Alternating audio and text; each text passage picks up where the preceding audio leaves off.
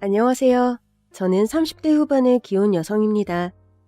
원래는 아빠랑 단둘이 오래 살고 싶어 별로 결혼 생각이 없었는데 좋은 사람을 만나 가정을 꾸리게 되었네요. 제가 어린 시절 병으로 일찍 떠난 엄마 대신 저를 홀로 키우신 아빠가 저를 참 어렵게 키우셨어요. 고아의 중학교 교육밖에 받지 못했던 아빠는 이런저런 일용직을 전전하시며 고생을 참 많이 하셨고, 그러다 엄마를 만나 가정을 꾸리시면서 안정적인 일을 하려 정화조 청소하는 일을 시작하게 되셨죠.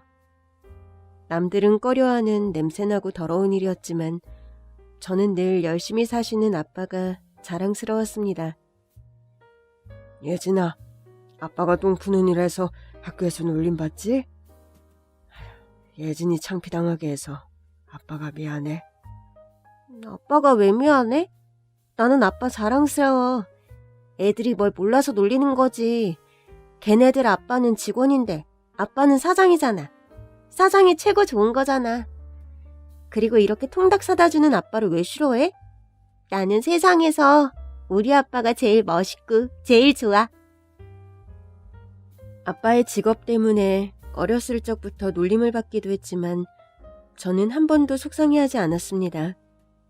저희 아빠가 나쁜 일을 하는 것도 아니고 누구든 해야 하는 일을 열심히 하시는 아빠가 참 멋있었거든요. 그렇게 아빠는 제게 너무나 좋은 아버지였고 든든한 가장으로 열심히 일을 하셨어요. 하지만 그럼에도 저희 집 형편은 늘 어렵기만 했습니다. 제가 어린 시절 엄마가 희귀병을 얻게 되시면서 병원비 때문에 집에 빚이 많았거든요. 그래서 아빠는 혼자 외벌이를 하고 가장 노릇하시며 아픈 엄마와 어린 딸까지 보살피셔야 했습니다. 하지만 그럼에도 아빠는 늘 웃음을 잃지 않으셨고 저는 언젠가 아빠 엄마 손을 잡고 같이 걸을 날이 오기를 바랐어요. 하지만 결국 몇 년 뒤 엄마는 제 곁을 먼저 떠나셨고 그렇게 저희 가족은 아빠와 저 단둘만 남게 되었죠. 엄마가 돌아가신 뒤에도 아빠는 남은 빚 때문에 일을 쉬지 못하셨는데 거기다 혼자 자식 키우느라 힘드셨을 거예요. 한 번도 힘든 내색 없이 늘 웃기만 하셨지만 그 속은 어떠셨을지. 저는 아빠에게 죄송한 마음이 많았어요. 그래서 일찍 철이 들었고 그런 아빠에게 조금이나마 도움이 되려고 고등학교를 졸업하자마자 공장에 취업해 돈을 벌게 되었습니다. 그리고 그곳에서 지금의 제 남편을 만나게 되었죠. 저희 남편은 경계성 지능장애로 보통 사람들보다 IQ가 조금 떨어지는 편이었어요.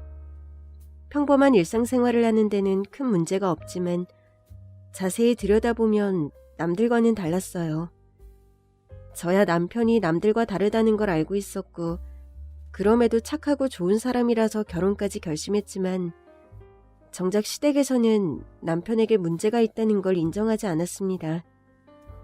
차라리 일찍 파악해서 관심을 가졌더라면 좀 더 나아질 수 있었을 텐데 자기네 집안에서 이런 자식이 나왔다는 게 받아들여지지 않는 건지 문제를 덮어놓고 방치만 했더라고요. 저희 시댁은 개인 병원을 운영하는 여유 있는 집안이었고 그래서 남편은 넉넉한 집안에서 자랐지만 지능이 모자라다는 이유로 가족들의 무관심 속에 방치되듯 거의 고아나 마찬가지로 살았습니다. 흠없는 둘째 아들에게만 사랑과 관심을 베푸시면서 말이죠. 저는 그게 너무나 마음이 아팠어요. 차라리 집안 형편이 안 좋아서 어쩔 수 없었다고 하면 이해하고 살 텐데 돈도 있을 만큼 있고 배울 만큼 배우신 시부모님이 오로지 세상의 시선 때문에 멀쩡한 자식을 반푼이 취급하며 자식 취급도 하지 않고 나몰라라 하셨다는 게 참 무책임하다 싶었죠. 그래도 착한 남편은 그런 부모님께 원망조차 하지 않았습니다. 저는 그런 남편이 가엾고 안타까웠고 제가 남편의 가족이 되어 행복하게 만들어주고 싶었어요. 다행히도 시댁에서는 모자란 자식 대충 치워버리자는 심정인지 별 볼 일 없는 저를 반대하지 않으셨고 그렇게 남편과 무사히 결혼을 하게 되었지만 저나 남편은 시댁에서 늘 찬밥 신세였습니다. 시부모님은 저희 부부를 신경 쓰지도 않으셨고 의사 부부인 동서와 시동생은 저희를 경멸하듯 싫어하는 게 눈에 보였거든요. 동서는 결혼 전에도 저희 친정아빠의 직업을 가지고 개무시를 하더니 그런 제게 형님이라고 부르기도 싫어하더라고요. 저기요, 어머니가 차 좀 내으래요. 동서, 저기요라니. 이제 결혼했으니 형님이라 불러야 하는 거 아니야? 뭐라고요? 진짜 별꼴을 다 보겠네. 지금 나한테 형님 소리 듣고 싶다 이거예요? 내가 듣고 싶은 걸 떠나서 그게 맞는 거지, 동서. 그럼 나도 동서를 저기, 여기 부를 수는 없잖아. 어차피 시댁에서 몇 번 보지도 않는 거 볼 때만이라도 호칭 제대로 해줘. 그래도 같은 며느리 입장인데 시부모님 면도 있으시잖아. 어머 세상에 기가 막혀. 시아주버님 잘못 만나서 이게 무슨 꼴이야. 대체 저런 여자를 왜 며느리로 들이셨나 몰라. 동서는 저 들으라는 듯 흘리는 말로 불만을 말하곤 했습니다. 자기가 그래봐야 제가 난리 피우고 큰소리 내지 못할 걸 알고 있으니 그리 당당한 거죠. 그것도 그럴 게 병원 운영하시는 시부모님께서는 같은 의사인 동서를 정말 아끼셨거든요. 거기다 동서는 지역에서 제일 큰 대학병원 다니는 의사라 콧대도 높았고요. 많이 배우고 여유 있는 사람이면 마음 씀씀이도 그래야 할 텐데 배우고 가진 것에 비해 인성은 바닥인 동서였네요. 어쨌든 그렇게 시댁에서 저희 부부는 늘 찬밥이었고 저는 시댁에서 유산을 받을 기대도 하지 않고 시댁에 자주 가지도 않았어요. 저희 결혼할 때에도 장남에게 살 집을 얻어주기는커녕 알아서 결혼하라며 처가살이하라고 했던 시댁이었거든요. 저도 남편 돈을 보고 결혼한 게 아니다 보니 그런 일로 괜히 속상해하지도 않았고 그런 시부모님을 보며 일찍이 기대를 끊어버렸어요. 그런 사람들을 가족으로 생각하는 남편이 불쌍해서 최소한의 도리는 했지만 어차피 저희가 찾아가도 반기지 않는 시댁이니 적당히 거리를 두고 살았습니다. 그래서 그 사람들이 그러거나 말거나 신경 쓰지 않고 순진하고 나밖에 모르는 남편을 위해서 제가 더 열심히 살아야겠다 싶더라고요. 그래서 저는 좀 더 안정적인 일을 찾아 간병일을 시작하게 되었습니다. 사실 한때 제가 간호사를 꿈꾸기도 했다가 등록금 때문에 대학을 포기했었는데 결국 돌고 돌아 간병인이 되었네요. 어렸을 적 알타가 돌아가신 저희 엄마 간병도 제가 했었기에 간병에 자신 있었던 저는 그저 그런 간병인이 되고 싶지는 않았어요. 누구보다 환자들 곁에 오랜 시간 함께하는 간병인으로서 아프신 분들을 돌보며 그분들의 마음까지 어루만져드리는 간병인이 되고 싶었죠. 그렇게 진심과 정성을 다해 간병일을 하다 보니 참 여러 사연들을 접하게 되었습니다. 그 중에서도 제게 유난히 인상 깊고 뜻깊었던 환자는 바로 김할머니셨죠. 김할머니는 6인실 병동에서 가장 입구 자리에 계시던 할머니이셨는데 특이한 분이셨어요. 보통 다인실은 오가는 사람들이 많다 보니 되도록 구석 자리를 선호하시는데 그 할머니는 이상하게도 다른 좋은 자리를 다 마다하시고 사람들이 제일 꺼리는 입구 쪽 자리를 좋아하시더라고요. 사람들 오가는 걸 보는 게 좋다며 그 자리를 계속 고집하시던 할머니는 제가 보기에도 참 외로워 보이셨습니다. 제가 할머니를 간병하는 첫날부터 마지막 날까지 할머니를 찾아오는 손님이 한 명도 없었거든요. 할머니, 근데 자식들은 어디 멀리 사시나 봐요? 저번에 아드님들이 있다고 그러시던데 한 번도 못 뵌 것 같아서요. 내 자식들? 우리 아들들은 여기 안 와. 아마 끝까지 못 만날 거야. 왜요? 다들 바쁘대요? 그래도 그렇지. 어머니가 아프셔서 병원에 계신데 어떻게 한 번을 안 찾아온대요? 나는 이제 찾아올 자식도 없고 의지할 데도 없어. 지들 잘 먹고 잘 살겠다고 그렇게 애미 가슴에 대못을 박고. 할머니가 더 이상 사정 말씀을 해주지 않으셔서 자세히는 몰랐지만 아무래도 할머니께서는 자식들에게 버림받으신 것 같았습니다. 어떻게 그런 불효자식들이 다 있나 생각했지만 사실 그리 놀라운 일은 아니었어요. 간병일 하다 보면 안타까운 사연을 많이 보게 되거든요. 입원만 시키고 한 번 찾아오지 않는 자식들은 꽤 흔했고 자식들이 부모 재산만 받아가고 병원비를 안 내줘서 병원에서 언제 쫓겨날까 걱정하시는 분들도 많이 계셨어요. 그나마 돈이라도 쥐고 있으면 자식들이 눈치라도 보고 아부라도 떨 텐데. 김할머니는 형편도 여의치 않아 보이셨거든요. 그래서 저는 그런 할머니가 안쓰러워 더 챙겨드릴 수밖에 없었습니다. 할머니가 마치 친할머니 같았던 저는 정말 손녀처럼 할머니를 잘 챙겨드렸습니다. 용돈하라며 정해진 월급보다 늘 웃돈을 얹어주시는 할머니께 감사해서 그 돈으로 다시 할머니 간식을 사다 드리고 병원에서 걸치실 숄이나 생필품들을 사다 드리고 했어요. 할머니는 그때마다 괜히 쓸데없는 데 돈을 썼다고 환불해 오라며 화를 내셨지만 그러면서도 제가 가져온 것들을 몰래 소중하게 챙기시는 걸 보면 저의 그런 관심과 우지랖이 싫지는 않으시다는 걸 알았어요. 언젠가부터 저희 사이는 그냥 간병인과 환자 사이가 아니게 되었습니다. 그리고 저도 김할머니와 가까워지는 게 참 좋았죠. 저는 엄마가 일찍 돌아가시고 아빠는 구하라 할머니가 안 계셨거든요. 그래서 어릴 적부터 할머니 할아버지가 있는 친구들이 늘 부러웠었는데 저한테 할머니가 계셨더라면 김할머니 같을까 싶더라고요. 그래서 남편이나 저희 아빠에게도 김할머니에 대한 이야기를 자주 하곤 했었고 소개를 시켜드리고 싶었는데 그러다 어느 날 아빠가 마침 제가 일하던 병원 근처라며 잠깐 들리신다고 하더라고요. 예진아, 아빠 왔다. 아빠, 여기가 김할머니셔. 할머니, 제가 말씀드렸던 저희 아버지세요. 근처에 오신 김에 저 보러 오신다고 해서 두 분 인사라도 나누시라고요. 아이고, 안녕하세요, 어르신. 저 예진이 아빠입니다. 저희 딸을 친손녀처럼 잘해주신다고 들었는데 이제서야 인사드리네요.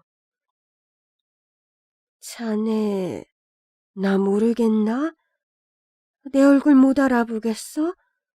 한 2년 전에 자네가 나를 구했었지 않는가? 2년 전에...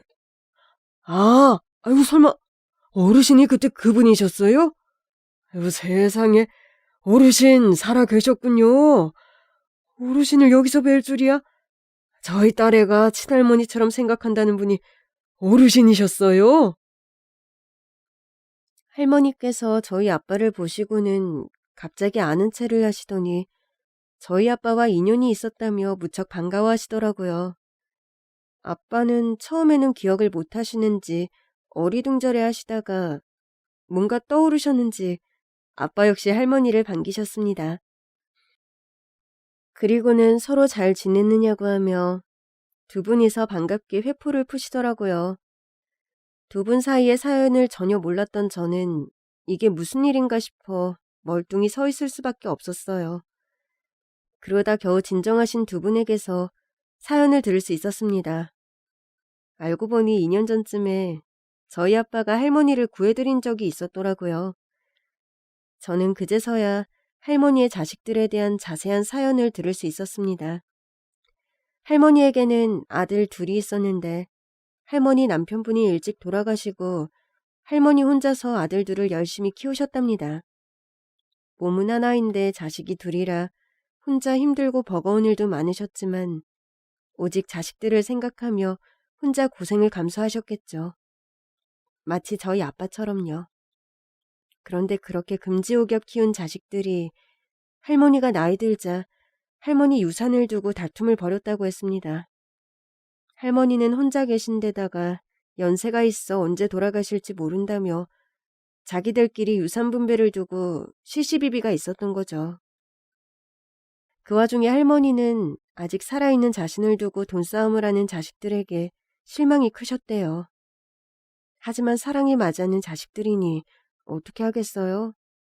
그저 형제간에 원만하게 잘 풀기만을 바라며 누구 편도 못 들고 이도저도 못하셨는데 그러는 사이 욕심을 부린 둘째 아들이 그만 첫째 아들을 해치고 말았답니다.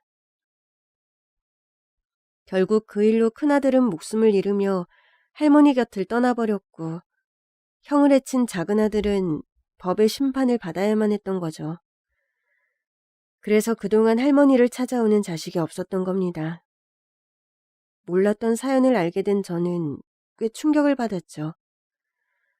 그렇게 할머니의 큰아들은 죽고 둘째 아들은 감옥에서 평생을 보내게 되자 자식 모두를 잃은 할머니는 상황을 비관하며 안 좋은 선택을 하려 하셨답니다.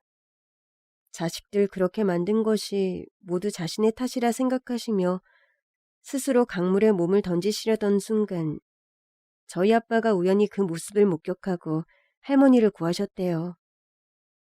웬 노인이 한겨울에 강물로 걸어 들어가는 걸 보고 깜짝 놀란 아빠가 달려가 할머니를 붙잡으셨고 할머니를 따뜻한 식당으로 모시고 가서 국밥 한 그릇을 사드렸답니다. 그리고 왜 그러시느냐 사연을 물으며 할머니가 마음을 고쳐먹으시도록 설득하셨던 거죠. 처음에는 웬 생판 모르는 남이 이리 오지랖을 부리나 싶었지. 지금 내가 괴로워서 죽을 것 같은데 남이 내 걱정을 해준다. 그래서 뭐가 고맙겠어. 그냥 왜 나를 죽지도 못하게 하나 원망스러웠는데 그때 자네가 자네 얘기를 꺼내줬잖나. 자기는 부모 얼굴도 모르고 자란 고아라고 말이야. 그때 자네가 나한테 뭐라고 했는지 기억하나? 글쎄요. 그때는 저도 워낙 경황이 없고 그래서 제가 뭐라고 그랬는지까지는 잘 모르겠는데요. 제가 무슨 말실수라도 했습니까? 아유, 실수라니. 그때 자네가 했던 말이 나를 살렸지. 자네가 그때 그랬어. 낳자마자 부모한테 버림받은 자기도 이렇게 살아있는데 어르신도 사셔야 하는 거 아니냐고. 인생이라는 게 원래 뜻대로 되는 게 아니지만 살아있는 동안 노력하다 보면 또 사라지는 거 아니겠냐고. 뭐 때문인진 모르겠지만 나보고 명줄 다 하기 전까지 열심히 살아보라 그러대. 그러면서 자기가 얼마나 고생하며 살았는지 그래도 왜 행복한지 나한테 설명을 하는 거야. 집사람도 먼저 보내고 괴로웠지만 딸 자식 때문에 살아간다고. 그래서 그때 내가 자네 말 듣고 생각을 고쳐먹었어. 그래서 내가 지금 이렇게 살아있지 않나. 비록 나이 들어 몸에 병은 찾아왔지만 자네 딸 덕분에 잘 간병받아서 꽤 쌩쌩해졌고 말이야. 저는 그때 어르신한테 그런 사정이 있으신 줄도 모르고 제가 주제 넘은 소리를 했네요. 제가 고생했다고 해서 어르신이 겪으신 일이 고생이 아닌 건 아닌데 말이에요. 아무래도 제가 못 배우고 말주변이 없어서 위로를 그렇게밖에 못했나 봅니다. 괜한 소리를 내서 죄송합니다, 어르신. 무슨 소리? 나는 자네한테 고마운걸. 그때 자네가 아니었더라면 내가 지금 이 자리에 있지도 못했을 텐데. 나는 자네 얘기를 듣고 생각을 많이 하게 됐어. 내가 그때 나쁜 선택을 하려고 했던 게 교만했다는 생각이 들더라고. 그러니까 자네가 나를 살린 거야. 자네는 내 생명의 은인이나 다름없다고. 그렇게 말씀해 주시니 감사하네요. 그래도 살아계셔서 정말 다행입니다. 저 그날 이후로 어르신 걱정 많이 했었다고요. 그렇게 두 분이서 몇 년 전 얘기를 나누시며 남다른 인연을 신기해하시더라고요. 아빠가 우연히 할머니를 만나 생명을 구하셨다는 것도 신기한데 이제는 제가 할머니를 간병하고 있었다니 어쩌면 이런 게 인연인가 싶었습니다. 저희 아빠가 아니었다면 제가 할머니를 만나게 될 일이 없었을지도 모른다는 생각에 그때의 우연이 천만다행이라 싶었죠. 그렇게 제가 사랑하는 사람들이 서로 반가워하며 즐겁게 얘기를 나누고 있던 중 우연히 열린 문 틈으로 병실을 지나가던 동서를 보게 되었어요. 그런데 동서가 뭐가 마음에 안 드는지 저를 째려보는 겁니다. 사실 제가 일하던 그 병원이 의사인 동서가 일하는 병원이었거든요. 그 병원이 동선의 병원인 걸 알고 있었던 저는 하필이면 동선의 병원에서 일하게 되어 불편했지만 그래도 같은 식구고 동서지간이니 지나다니면서 인사라도 하고 지내려고 했었어요. 그런데 처음부터 제가 간병일 하던 걸 탐탁치 않아 하던 동서가 그걸 알고는 아주 난리가 난 거예요. 병원에서 자기를 아는 척하지 말라나요? 알고 보니 동서가 병원에서 일하는 주변 사람들한테 거짓말을 했더라고요. 자기 남편에게 형제가 아예 없고 외동이라며 저희 남편과 저의 존재 자체를 부정해버렸던 거죠. 평소에도 저를 무시하는 동서는 저와 동서지간이라는 것조차 인정하기 싫었던 거예요. 그렇다고 어떻게 있는 사람을 없는 셈 칠 수 있는지 기가 막혔지만 저도 동서와 굳이 아는 척하고 지내고 싶지 않아 병원에서는 서로 모른 척하고 다니자고 했어요. 그런데 동서는 그것조차 싫은지 저더러 자기 앞길 막지 말고 다른 병원으로 가라고 저를 떠밀었었죠. 하지만 저는 동서를 무시했고 동서는 매번 저를 병원에서 쫓아내려 안달이었습니다. 그러던 중 아빠와 함께 있는 저를 보고는 꼬투리를 잡았다 싶었는지 동서가 병실로 쳐들어와서는 갑자기 시비를 걸기 시작하더라고요. 어디서 소란스럽다 했더니 여기였네? 저기요, 지금 제정신이에요? 누가 병실에서 이렇게 시끄럽게 굴어요? 다른 환자들도 계신데 병원에서 이게 무슨 민폐예요? 동서, 아무리 그래도 그렇지 그게 무슨 말이야? 우리가 뭐 얼마나 소란을 떨었다고.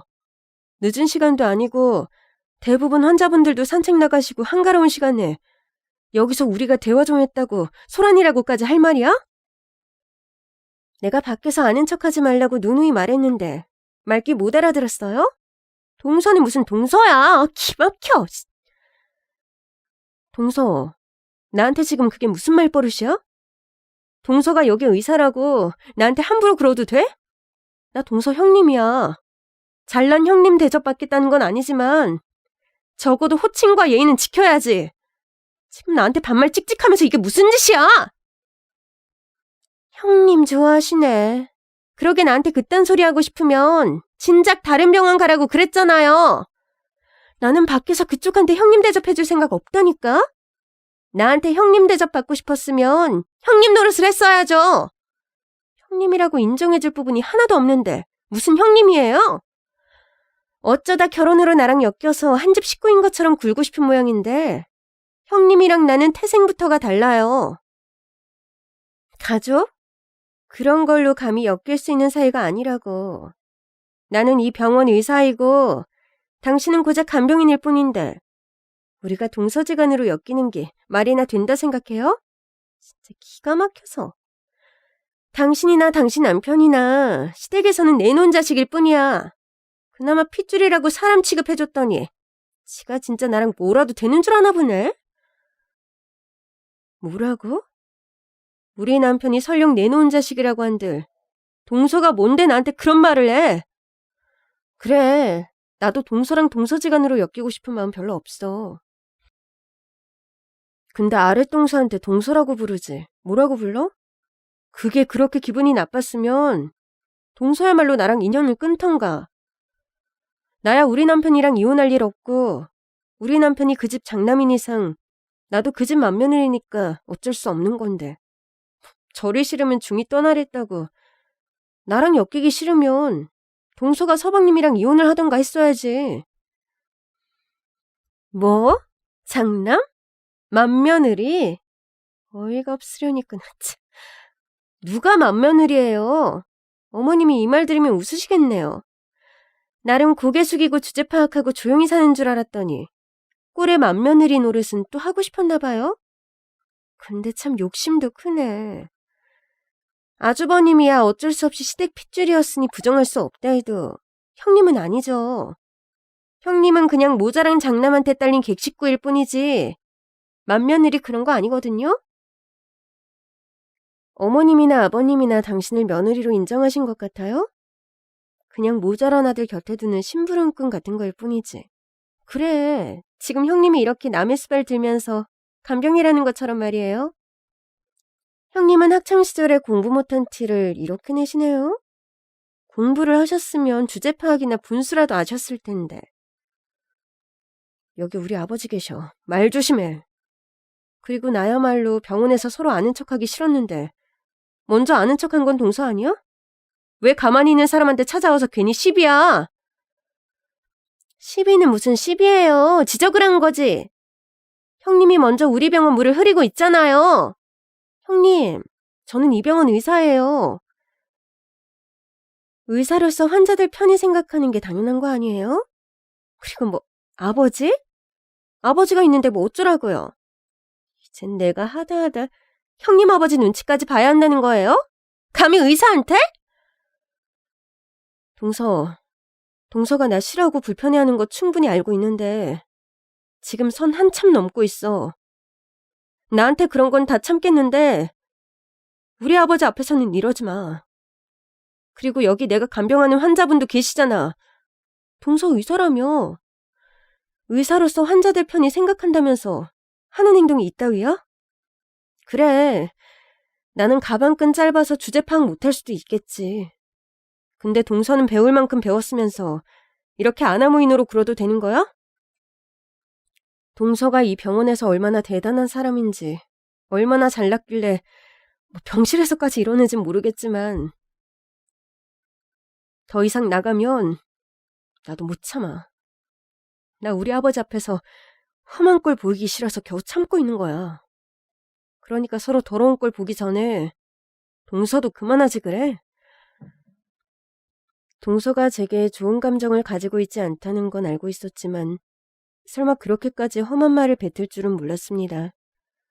그동안 서로 사이가 좋지 않았어도 설마 이 정도로 저를 무시하는 줄은 몰랐네요. 시부모님조차도 저희 부부에게 관심이 없다 보니 저나 남편은 시댁 행사에서마저 조용히 입 다물고 자리를 지키다 떠나는 게 전부였어요. 그렇다 보니 동서와 그렇게까지 길게 대화를 해본 적도 없었거든요. 근데 이번에는 자기가 일하는 병원이고 저는 간병인 입장이다 보니 한마디 해야겠다 싶었는지 아주 나를 잡았다 싶게 작정을 하고 달려들더라고요. 아무리 그래도 같은 사람인데 어떻게 사람이 사람을 이렇게까지 무시할 수 있는지 무서울 정도로 말이죠. 병원 의사라는 사람이 인성이 저 모양이어도 괜찮은 건지 되려 제가 다른 환자들 보기 민망해 걱정일 지경이었어요. 저도 동서의 말에 기가 차서 몇 마디 대꾸해 주었지만 이래봐야 서로 좋을 게 없다 싶어 그냥 대화를 끝내려 했습니다. 하물며 저희 아버지가 그런 동서를 보고 사돈며느리라고 아무 말도 못하시는 걸 보며 저는 그냥 동서가 당장이라도 눈앞에서 사라져주기를 바랐죠. 그래서 겨우 화를 참고 동서를 보내려는데 동서가 기어이 불을 지르더라고요. 지가 못 참으면 어쩔 건데. 그래서 형님의 뭘 어쩌시려고요? 더러운 걸 보이시려고요? 지금도 충분히 못 볼 걸 보인 것 같은데. 여기서 뭐 얼마나 더 추접해질 수 있어요? 저는 좋은 것만 보고 자라서 그런지 도통 상상이 안 되네요. 그리고 형님 말대로 저는 잘난 의사라서 무서울 거 없거든요. 저는 제 주제 파악을 잘해서요. 누가 병원에서 의사를 건들 수 있겠어요? 그리고 병원에서 문제 일어나면 다들 내 편 들지 형님 편 들겠어요? 그러니까 형님이나 거지같이 있지 말고 꺼져요. 이 다 죽어가는 노인네나 더럽고 냄새나는 애비나 이 줄줄이 거지들까지 다 데리고 꺼지라고! 저를 무시하고 욕하는 건 참을 수 있었습니다. 하지만 제가 돌보는 환자와 아무 잘못 없는 저희 아빠를 욕보이는 건 도저히 참을 수가 없겠더라고요. 그래서 저는 참지 못하고 동서에게 달려들려 했어요.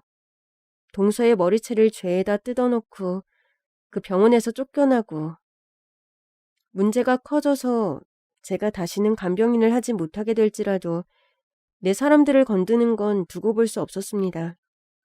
그렇게 아예 간병인을 관둘 작정까지 하고 동서에게 다가가던 순간 저보다 먼저 김할머니가 선수를 치셨어요.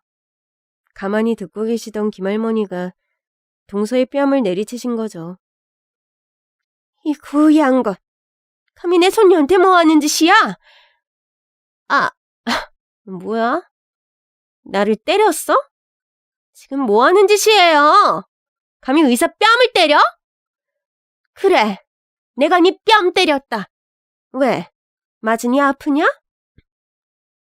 너는 남의 가슴에 태못을 받고 있으면서 고작 뺨 한 대 맞은 게 아파. 내가 웬만하면 참고 넘어가려 했더니 정도를 모르고 사람을 괴롭히네. 네가 의사면 다야? 의사라는 게 이딴 짓을 해도 되는 거야? 어디 너 같은 의사가 다 있는지. 너 같은 건 의사를 하면 안 돼. 이 노친내가 미쳤나? 당신, 내가 누구인지 알고 이러는 거야? 나 이 병원 의사야. 당신 같은 환자들 쫓아내려면 얼마든지 쫓아낼 수 있다고. 병원에서 환자를 내쫓아? 의사가 지금 환자 협박하냐? 환자라고 뭐 다 같은 환자인 줄 알아? 당신처럼 다 늙고 돈 없는 환자들은 환자 취급도 못 받는 게 세상이야. 허름한 꼴하고 제일 싼 6인실 쓰고 있으면서 감히 의사 앞에서 큰 소리를 내? 당신들 사람 잘못 건드렸어. 내가 오늘 세상의 쓴맛이 뭔지 제대로 보여줄게. 경호팀! 여기 경호팀들 다 어디 있어요? 여기 환자가 의사 팬다. 얼른 와서 쫓아내요. 동서는 할머니가 혼을 내시는데도 무서워하기는커녕 눈 하나 깜빡하지 않았습니다. 오히려 환자 주제에 감히 의사를 때렸다면서 병원에서 할머니를 쫓아내겠다고 하더라고요. 그제서야 저는 아차 싶었습니다. 내 사람들을 지키려고 동서에게 나서려 했는데 도리어 문제를 일으킨 꼴이 되었구나 싶었죠. 게다가 잔뜩 화가 난 동서가 병원 경호원들까지 불러대는데 이러다 힘없고 돈 없는 할머니가 병원에서 쫓겨나고 못 볼 꼴을 당하시는 건 아닐까 두려워지더라고요. 동서 그만해. 내가 잘못했어. 할머니는 내 편 들어주시라고 그러신 거잖아. 우리 둘 사이의 시비 때문에 벌어진 일이니까 나랑 해결해야지. 동서도 의사인데 환자한테 이러면 안 되는 거 아니야? 그러니까 동서도 그만해, 응? 이제 와서 그만? 그만하라면 아까 그만했어야지. 아니, 진작 내 눈앞에서 꺼졌어야지. 할 말 다 해놓고 이제 와서 그만하자 그러면 내가 그만할 수 있을 것 같아? 나 우리 부모님한테도 맞아본 적 없는 사람이라고. 근데 저딴 인간이 나를 때려? 감히 의사를 때린 죄가 얼마나 큰지 내가 똑똑히 보여줄게. 경호팀! 경호팀! 빨리 와서 저 할머니 끌어내요. 저는 동서를 말리려 했지만 동서는 제 말을 들어주지 않았고 기어이 경호원들을 병실로 부르더니 저와 할머니를 끌어내려 하더라고요. 병원 의사의 호출이라 그런지 평소에는 보이지도 않던 경호원들이 순식간에 우르르 병실 안으로 들어서는데 키가 2m는 좋게 되어 보이는 건장한 체격의 경호원들의 모습에 저도 모르게 위압감을 느낄 수밖에 없었습니다. 이런 사람들이 우리를 끌어낸다면 우리 같은 힘없는 사람들은 말도 못 꺼내보고 쫓겨나겠구나 싶더라고요. 그런데 그 경호원들이 갑자기 제가 아니라 동서를 막아서는 게 아니겠어요? 아니 경호팀, 나를 막을 게 아니라 저것들을 막으라니까요? 왜 나를 막고 있어? 환자분한테서 떨어지십시오. 한 발자국만 더 다가오시면 저희도 무력을 행사할 수밖에 없습니다. 지금 무슨 소리 하는 거야? 내 말 못 알아들었어요? 나 여기 병원 의사야. 심지어 나 병원장님 라인이라고. 병원 경원들이면 의사를 지켜야지. 뭐 저런 거지들을 챙기고 있어? 저희들은 VIP를 보호하라는 지시를 받았을 뿐입니다. 아무리 의사라도 환자를 해치실 수는 없습니다. 물러나세요. 당연히 병원 의사인 동서편을 들 거라 생각했던 경호원들이 되려 저희를 보호해주는 상황이 무슨 상황인지 저는 의아하기만 했어요. 동서도 당연히 경호원들이 자기 편일 거라 생각했는지 자기를 막아서며 위협하는 경호원들을 보며 당황해하더라고요. 그렇게 경호원들이 저와 할머니를 지키는 사이 누가 병실 안으로 뛰어들어오더니 할머니 앞에서 깍듯이 고개를 숙이며 인사를 하시더라고요. 웬 나이 지긋한 의사 선생님으로 보이셨는데 그 사람을 본 동서 얼굴이 갑자기 사색이 되더라고요. 회장님, 죄송합니다. 많이 놀라셨죠? 병실에서 이게 무슨 소란인지 제가 깜짝 놀라서 뛰어왔습니다. 이제 제가 다 해결할 테니 아무 걱정하지 마십시오. 최 원장, 나 자네 좋게 봤었는데 이번 일은 좀 실망스럽구만. 자네 그렇게 안 봤는데 생각보다 직원들한테 물은 모양이지?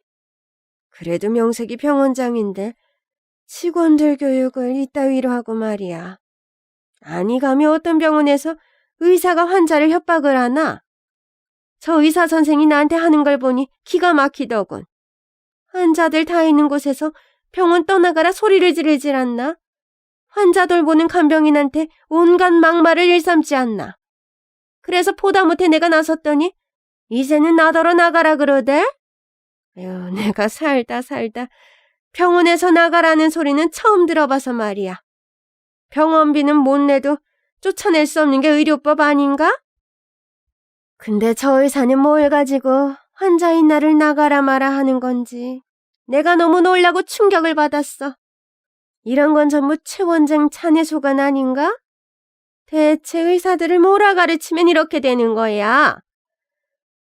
죄송합니다. 회장님, 전부 제 불찰입니다. 제가 좀 더 세심하게 신경을 썼어야 하는데 전부 제 탓입니다. 저 선생이 뭘 너무 몰라서 그런 겁니다. 젊은 여선생이 세상을 뭘 그리 알겠습니까? 여유 있는 집안에서 별 어려움 없이 자랐다 보니 세상에 저만 잘난 줄 알고 기고만장해져서 그러는 거죠. 회장님께서 너그럽게 이해해 주십시오. 앞으로는 다시 이런 일이 없도록 제가 잘 단속하겠습니다. 글쎄, 나는 최 원장이 뭘 얼마나 단속할 수 있을지 말지 모르겠는데.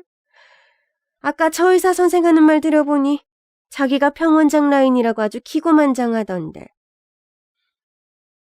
애초에 저 젊은 의사 선생이 이런 꼴을 벌인 것도 다 최 원장이 그러게 둔 탓 아닌가? 그러지 않고서야 새파랗게 어린 사람이 어디 나이 든 환자한테 그런 짓을 해. 내가 너무 실망스러워서 당장이라도 병원을 옮기고 싶어. 예? 아이고, 아닙니다, 아니에요. 저는 절대로 밑에 사람들한테 저 앞세워 갑질하라고 시킨 적이 없습니다. 제가 그랬을 리가요. 그러게 이런 걸 보지 마시고 VIP실에서 지내시지. 왜 고집을 부리셔서는.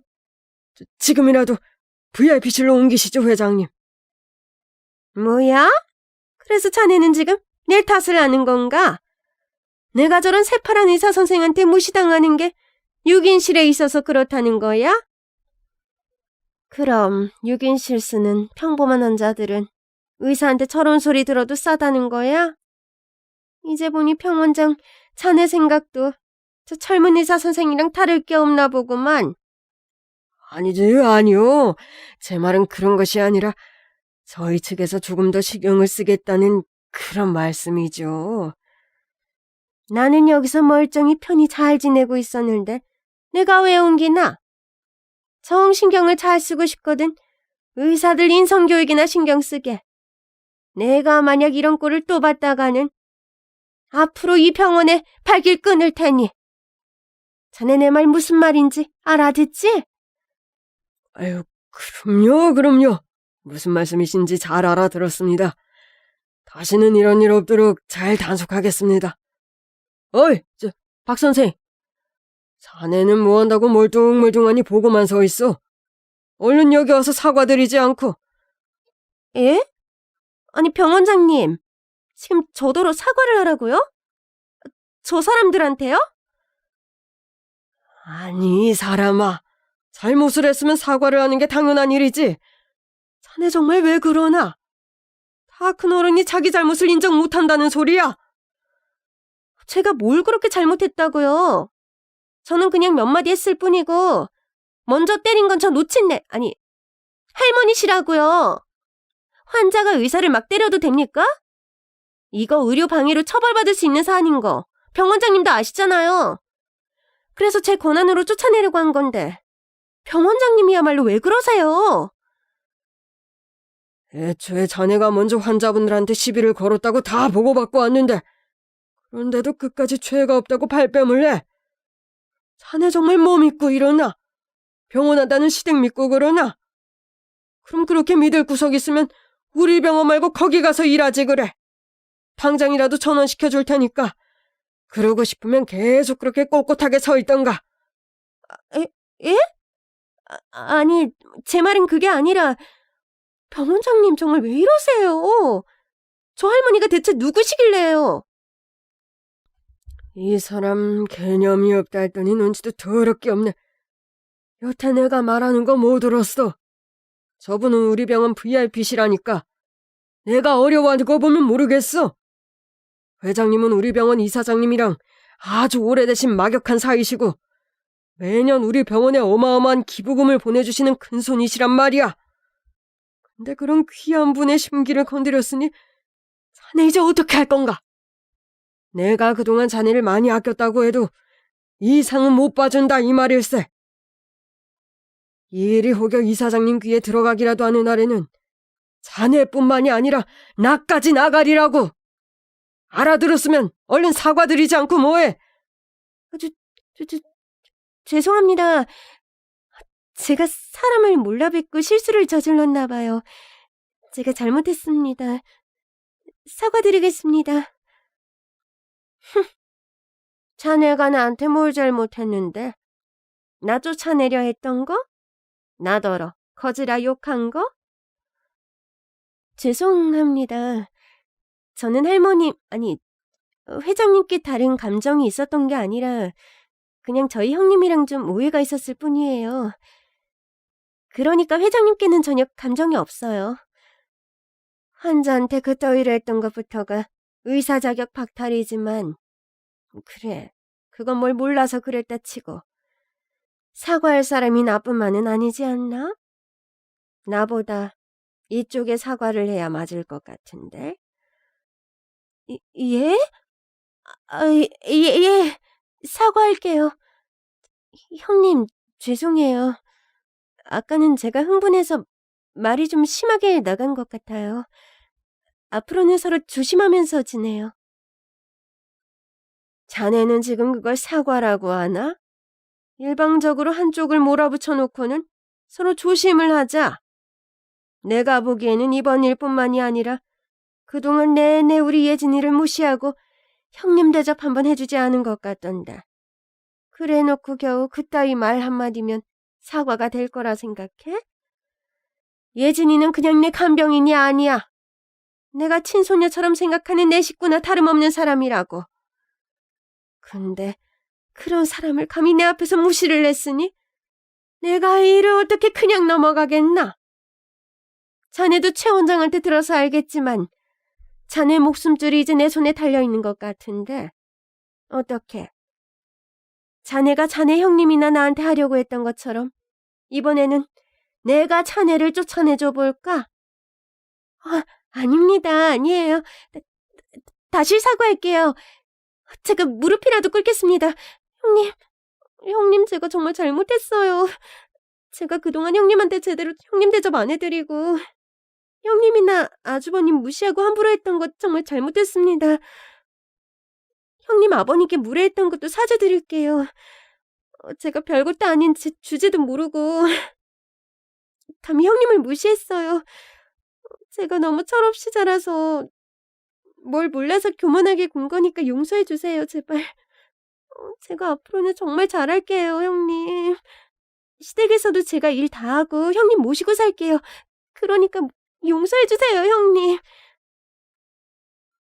살다 동서가 나한테 사과를 하는 날이 올 줄은 몰랐는데 할머니의 불같은 호령에 잔뜩 겁먹은 동서가 냅다 무릎을 꿇고 손발을 빌며 제게 사과를 하더라고요.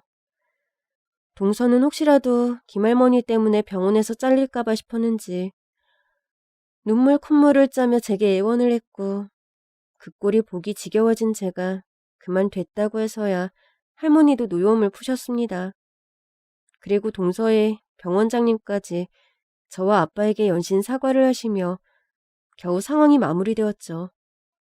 그리고 그 뒤로 할머님께서 퇴원하실 때까지 저는 병원에서 동서의 콧배기도 보지 못했네요.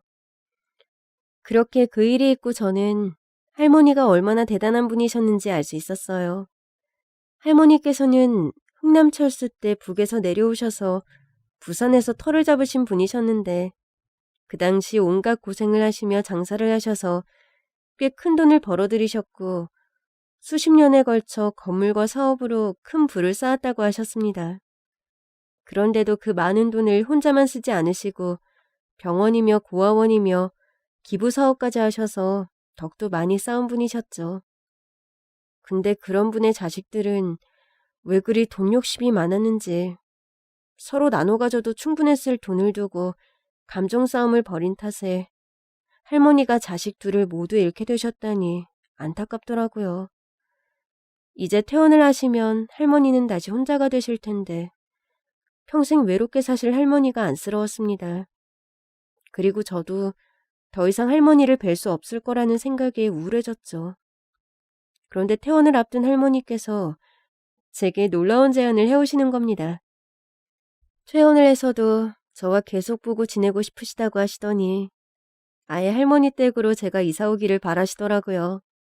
사실 당시에 아빠와 저희 부부가 살던 집의 계약이 끝나가며 집주인이 전세금을 더 올려달라고 해서 어쩔 수 없이 이사를 해야 했거든요. 그런 제 사정을 아신 할머니가 그러지 말고 같이 살자고 말씀해 주신 거죠. 우리 집에 방 많어. 그러니까 그냥 우리 집에 들어와. 집세 안 받을 테니까 그냥 꽁으로 와서 살아. 아니에요, 할머니. 아무리 그래도 어떻게 그래요. 제가 아무리 돈이 없어도 염치는 있죠. 염치를 따지려면 다 늙어서 젊은 사람들이랑 같이 살자고 하는 내가 염치가 없는 거지. 예진이 네가 무슨 염치가 없어. 그래도 어떻게 남의 집에 얹혀 살아요. 제가 집세 드린다고 해도 안 받으실 거면서. 그럼 정말 민폐예요. 아유, 남의 집이라니. 내가 벌써 너랑 남이 된 거냐? 아휴, 그럼 나 섭섭한데. 그리고 내가 너랑 같이 살고 싶어서 그래. 이제 퇴원하고 나 혼자 그 집에 들어가려니 얼마나 쓸쓸하고 외로울지 벌써부터 돌아가기 싫구나. 그럼 집세 대신 일해준다고 생각하든가. 한 집 살면 예진이 네가 내 밥도 챙겨줄 거고 내 말동무 내줄 거 아니냐. 그럼 되려 내가 너한테 월급을 줘야 할 판인데. 어째? 월급 받고 들어올래? 그냥 들어올래? 처음에는 민폐라고 거절을 하려고 했어요. 저도 이제 할머니가 얼마나 여유가 있으신 분인지 아는 마당에 그런 호의를 덥석 받는 건 염치가 없다 생각했거든요. 근데 할머니께서 너무 외로워서 혼자 살기 싫다고 하시니 저도 마음이 흔들리더라고요. 안 그래도 사람에 대한 외로움 때문에 넓고 좋은 1인실 두고 굳이 불편한 6인실을 지내셨던 분이신데 그런 할머니가 아무도 없는 집에서 혼자 잘 지내실 수 있을지 저도 걱정이었어요. 그래서 가끔이라도 할머니를 찾아뵙고 챙겨드리려 했는데 그럴 바에야 그냥 같이 사는 게 낫겠다 싶겠더라고요. 그래서 아빠와 남편과 상의를 한 저는 고민 끝에 할머니 뜻에 따르기로 했습니다. 그렇게 할머니 집에 들어가게 되었는데 집이 얼마나 넓고 큰지 정말 저희 다 들어와서 살아도 집이 너무 허전하게 느껴질 정도였어요. 할머니도 병원에 계시느라 집이 오래 비워져 있어서 그런지 집안에 온기라고는 없이 삭막하더라고요. 이런 집에 할머니 혼자 계셨더라면 외로움에 되려 병이 걸리셨겠다 싶어 들어오기를 잘했다 생각했습니다. 그리고 무엇보다 할머니께서 정말 좋아하셨죠. 맨날 혼자 밥 먹는 것도 싫고 쓸쓸하셨는데 이제야 사람 사는 집 같다고 말이에요. 그렇게 저희 가족에게는 또 하나의 좋은 식구가 생겼습니다. 한 집에 살게 되며 이제는 정말 친할머니 이상으로 할머니를 생각하고 있고 할머니도 그런 제 마음을 알아주셨는지